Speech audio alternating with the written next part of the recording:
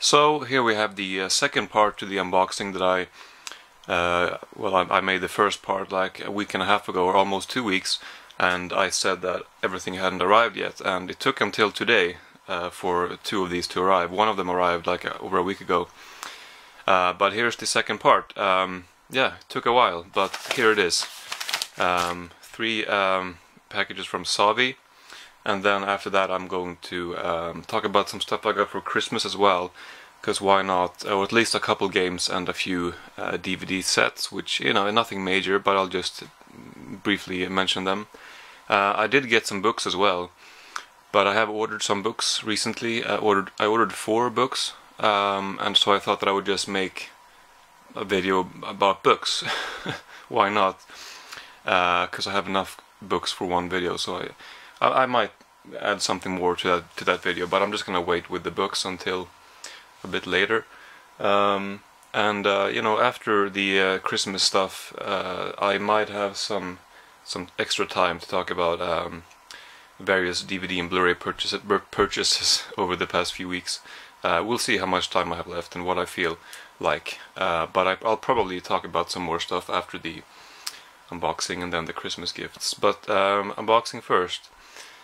Since this is opened, well, you know what, I mean, I think these might be a bit more interesting to most people, so I'm just gonna change my mind and start with these.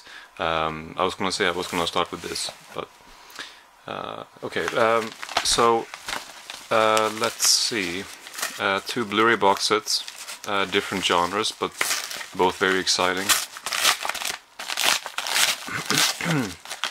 I don't know what something's going on with my throat today, so I apologize if I keep doing that. Okay, so here we have the Blue Planet collection, both the first and the second one.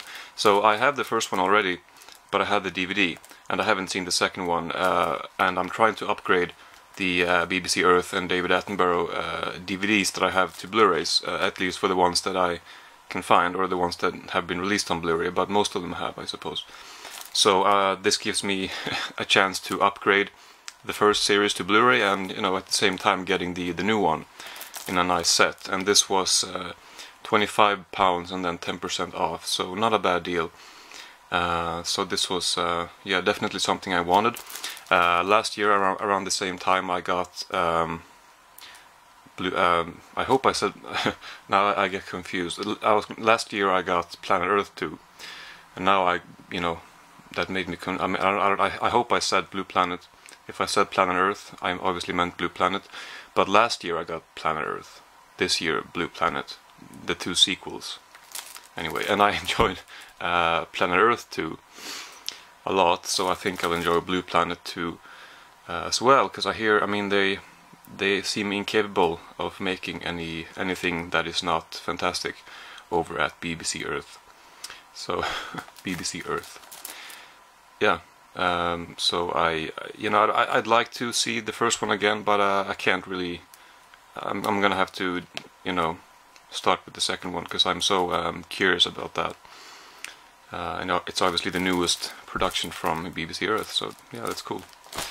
And then this I bought a while ago. This has been out for a while too, but I didn't get it immediately. But now I did. The Buster Keaton.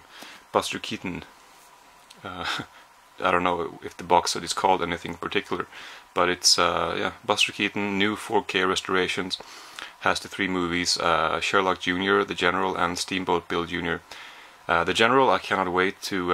In fact, if you just bear with me for a few seconds, if I can find it, it would be good if I knew what it was. Okay, here it is. The only way I've been watching, I mean, the only way I've seen Buster Keaton is from this box set. I've never seen anything outside of this box set. Everything I know from him is from this. Well, that's not I mean, I've seen, okay, I have The Cameraman on DVD, but besides that, everything, all Buster Keaton that I've enjoyed is from this. This is a really good box set to start getting into his stuff, which is obviously what I did. It contains most of his movies and shorts but it is about time that I upgrade to some Blu-rays. In fact, I did get the box set with his shorts, released by Eureka in the Masters of Cinema series as well, but I haven't gotten to the shorts yet. I'll find time for them eventually. But yeah, so I've never seen any Buster Keaton feature on Blu-ray yet in high definition, and the General in particular I absolutely love. I've seen it, if not 4 times, then definitely 3. I don't know if it's 4, but you know, every time I see it, it's just as good, if not better. So many, I mean, I don't know of any other movie that has such great gags, such frequent and such great gags as the General. And that's not all, but the way he pulls off all the gags, combined with the you know, the very exciting element of the moving train, it's just so rewatchable. So I'm looking forward to seeing that again, even though I've seen it a few times. So that's definitely my favorite Buster Keaton film, which a lot of people would definitely agree with. And I can't wait to see it in high definition. Sherlock Jr. I've seen twice, same with Steamboat Bill Jr., but I don't think I'll watch this again, because I mean, it's a good film, it's very chaotic, but I do think that these are better films. Sherlock Jr. I'm gonna give that another go too.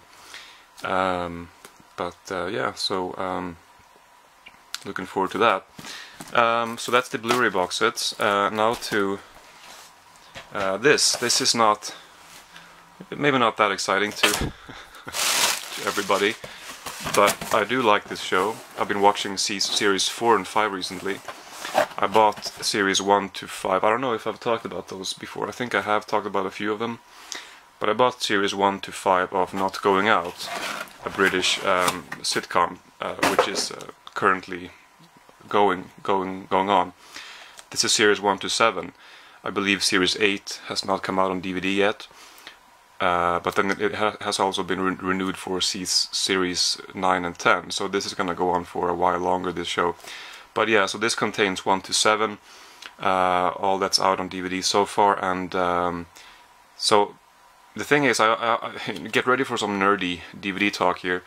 The thing is, I have series 1 to 5 on DVD, and I like the way they look on the shelf. I would have liked to have series 6 and 7 separately on DVD, because I just like the way that looks. I mean, if this was all, if there would not be any other series after this, I would be fine.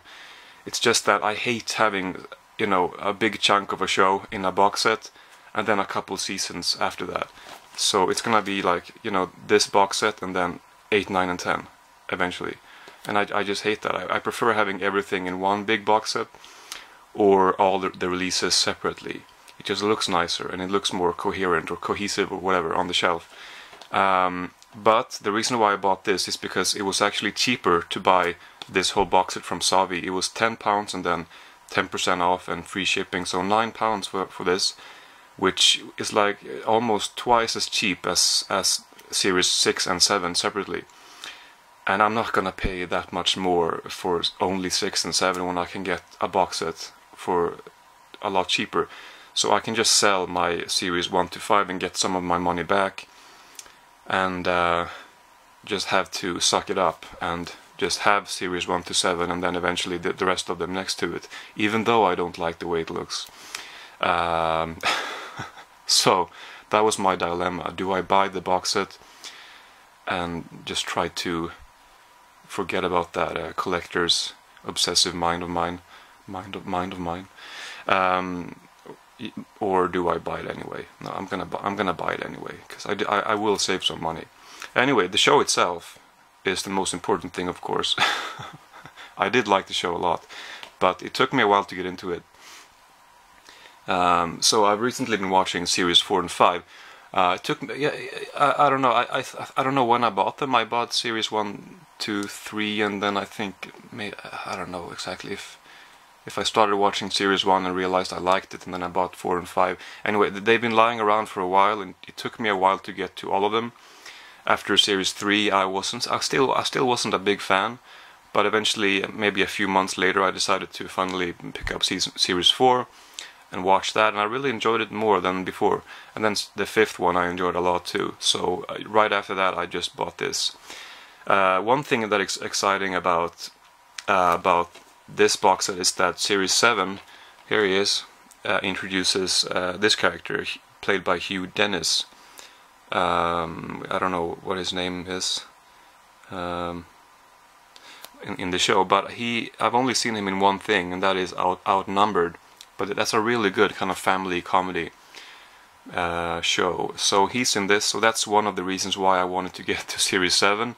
But then I did end up liking 4 and 5 a lot, so I would have bought this anyway. But still, I look forward to his entrance.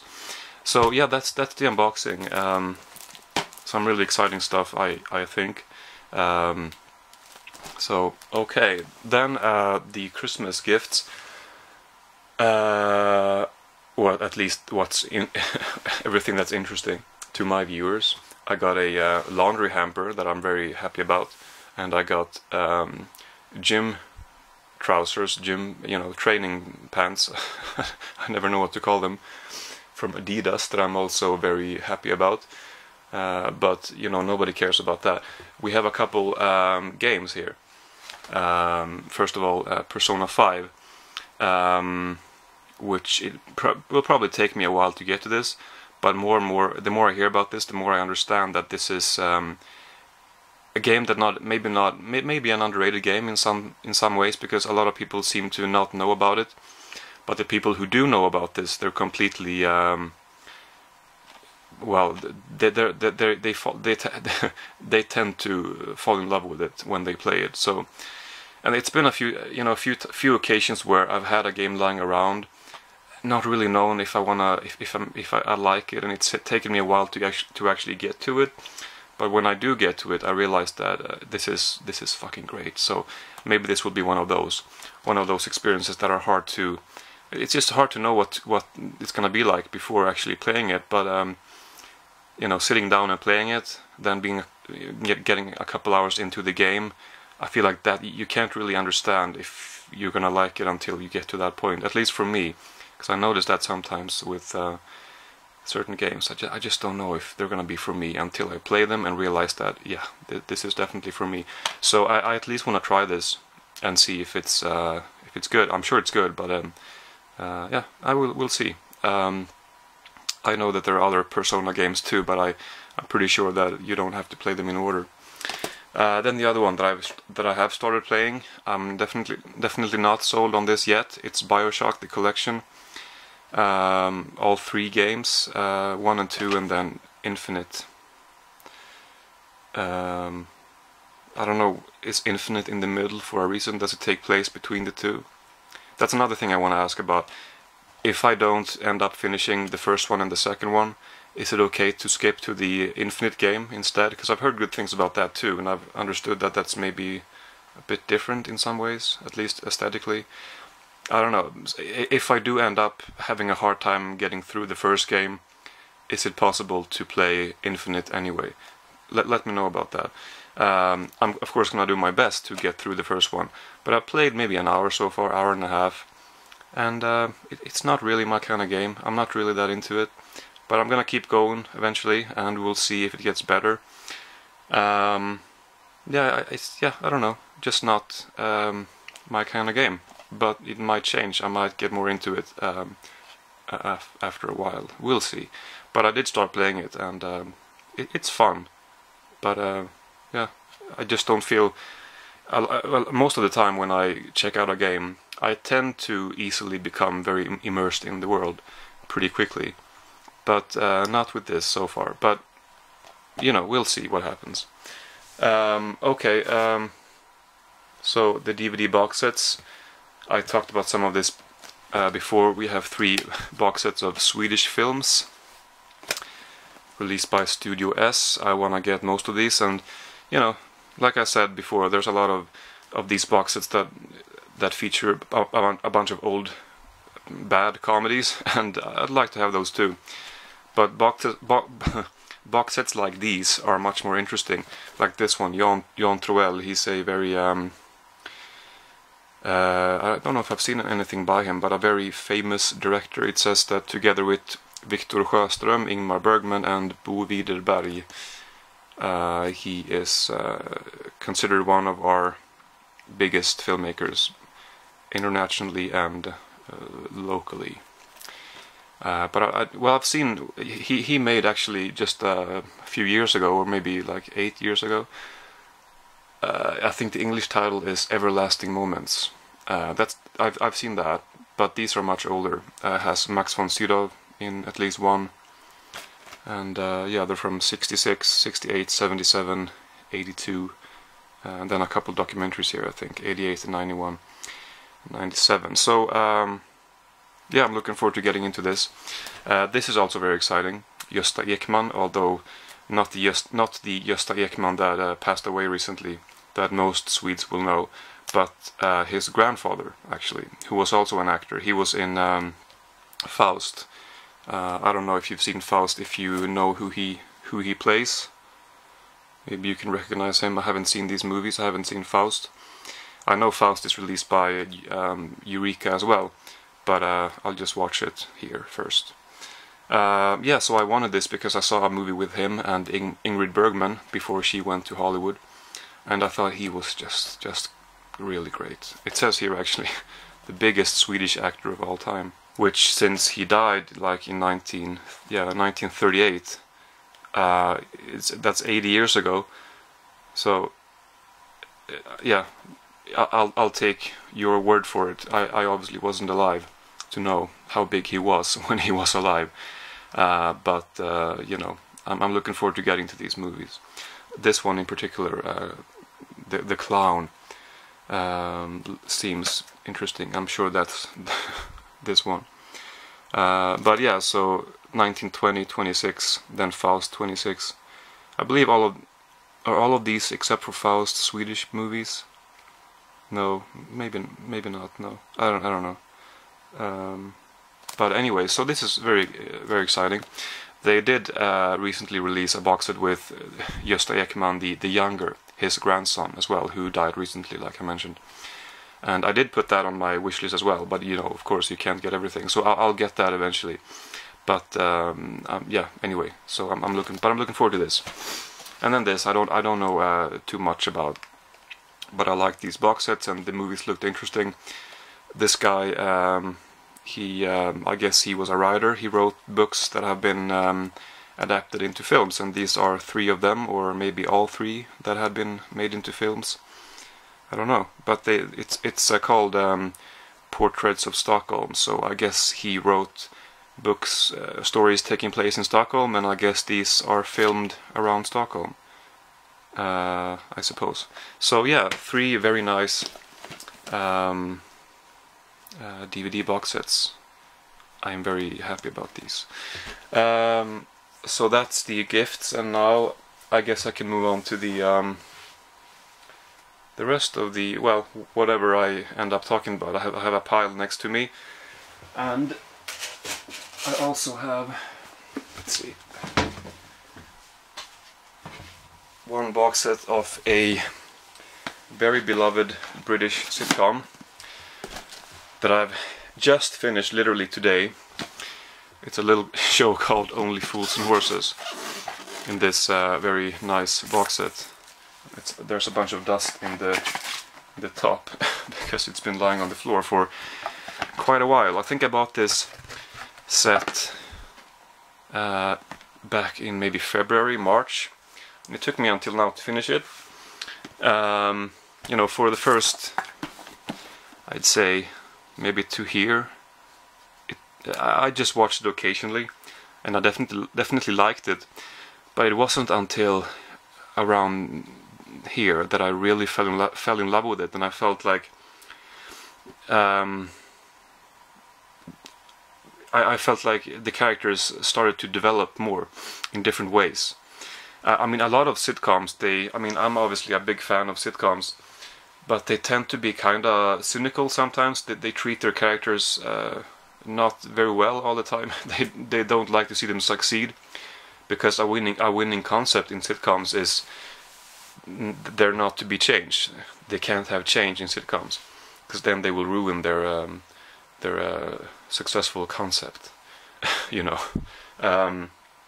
But I feel like this show, I mean, the writer John Sullivan, who wrote everything, which is very impressive, I feel like he is not afraid of that, or maybe he plays it safe, but you know, as much as he needs to.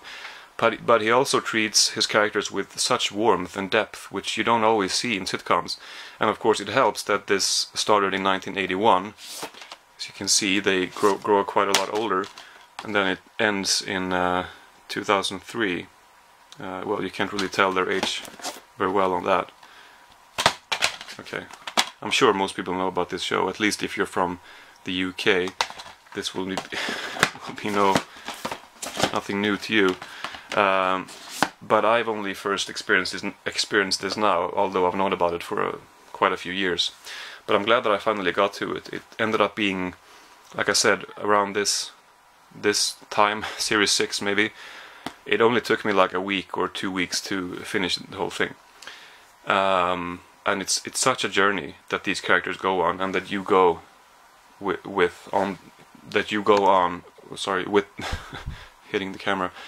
With the characters, and you don't always see stuff like this. I mean, there's a reason why this has the status that it clearly has. I can understand that now after having seen it. It's just such a lovely show, man, and it makes me belly laugh so often, more often than most shows that I watch. It's so funny. Del Boy is, you know, played by David Jason. I mean, they're all great, but he's just brilliant. And I can't wait to sit down and check this out again in the future, knowing more about the show, and you know, knowing what's gonna happen, and now being a bigger fan, returning to Series 1, and you know, most likely enjoying them more than I did before, which I liked them before too, but like I said, it took me a while to truly get into it. And I feel like around this time is when the show starts to change a bit too. Yeah. It's just a wonderful show. I do have the last disc in my player, which has the documentary, or it's called The Story of Fools and Horses, Only Fools and Horses. Although I feel like I read that there was a documentary from this year called the same thing, so I was a bit confused. Has there been a new one? A new documentary about the show? Or is this the only one? I don't know. Here's the another wonderful part of this, well, I paid like £2.50 for this. Yeah, and then some shipping, but like £4 for this whole thing. How is that possible, you ask? Well, I suspect that, you know, I think I bought this from Music Magpie, possibly on Amazon, and on Amazon Marketplace, I guess, you know, a lot of the companies, whatever, the sellers, they want to be the cheapest, I suppose. So a lot of the time you'll see two companies competing. They'll decrease the price with 1 penny at a time to make sure that they're the cheapest. And then so I guess they have this automatic setting, or whenever something that Soberstocks, or as they were called before, but Music Magpie now, whenever their system notices that something else is, some other seller has what they have but cheaper, they will automatically put their price cheaper than that. That's what I assume happens, or that's what I assume that they do.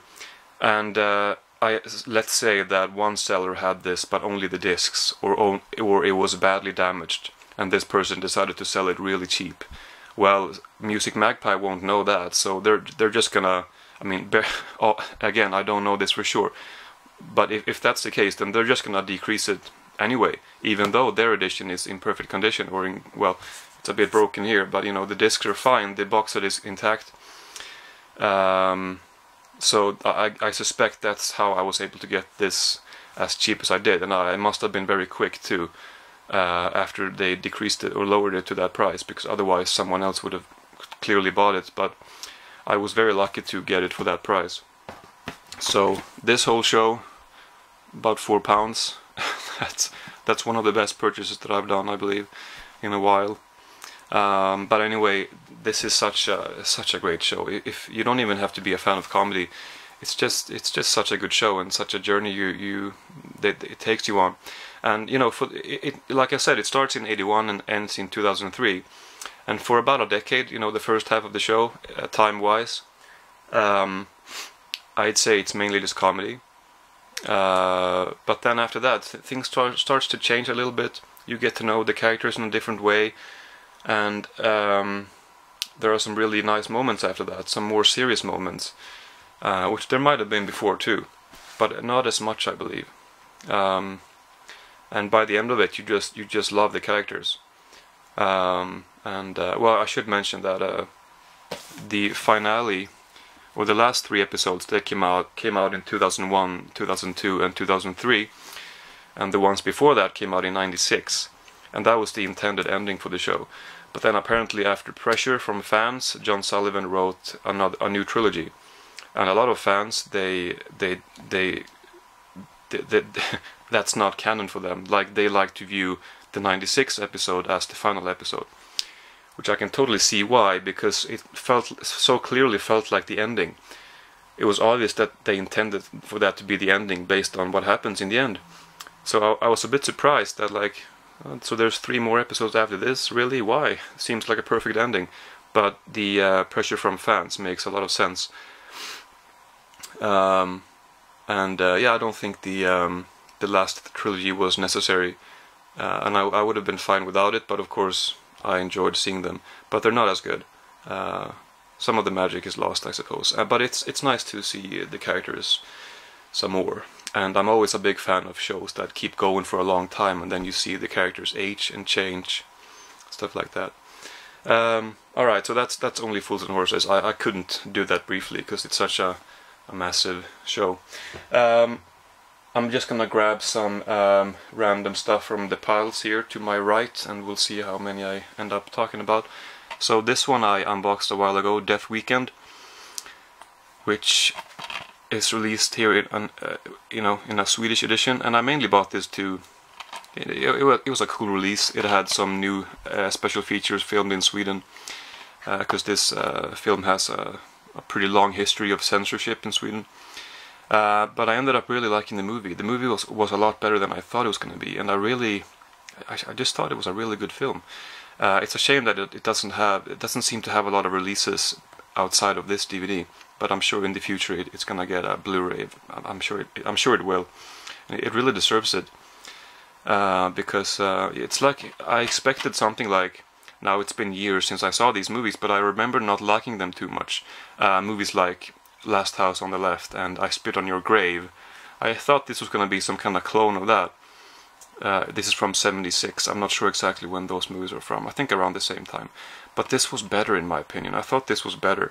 It was like somewhere in between those and Straw Dogs. It just felt like more of a quality film than those two. Not as good as Straw Dogs, which has also been a long time since I saw that. But I feel like there were some, I would place it somewhere in between those. Yeah. Anyway, so I really liked the film, and I watched Moonstruck, which I had in the same unboxing. This was good. It seemed to be over rather quickly. But the actors were good, although I wasn't really a fan of Nicolas Cage's character.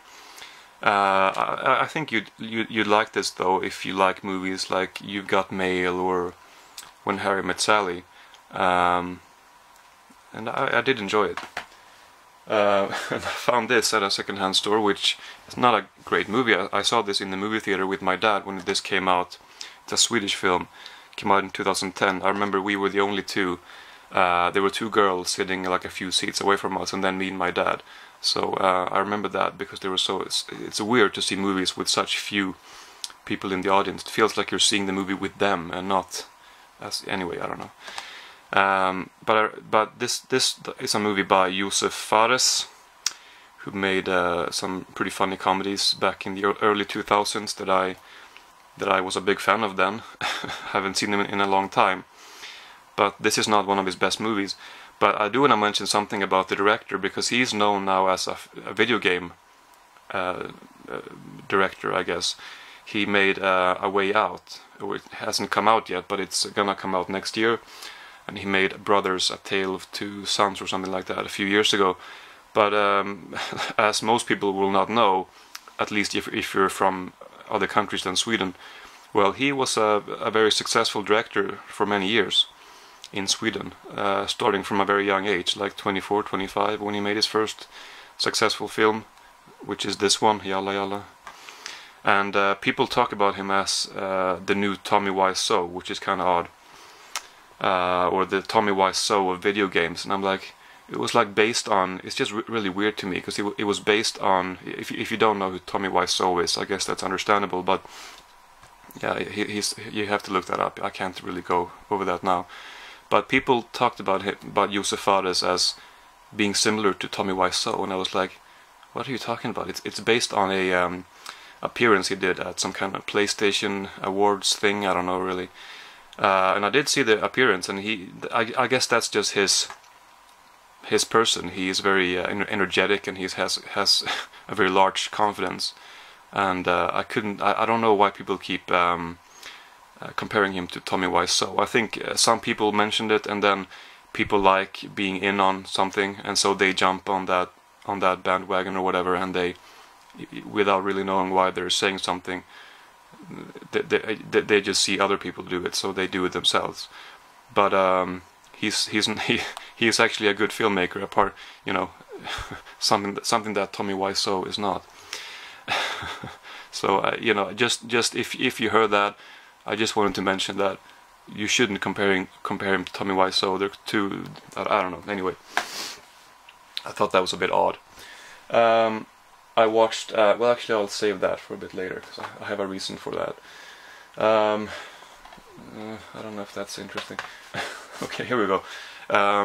Dog Bites Man, a comedy show that is basically like, you know, like Borat. You know, it has a storyline and it has a character, but the people that, it's basically a movie mixed with stunts, you know, public stunts or whatever.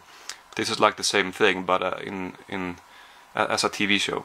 So they're a news team. You might recognize some of these actors, or at least Zach Galifianakis.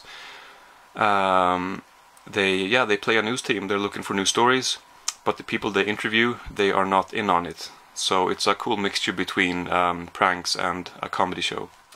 So you know, not my absolute favorite, but I did enjoy it.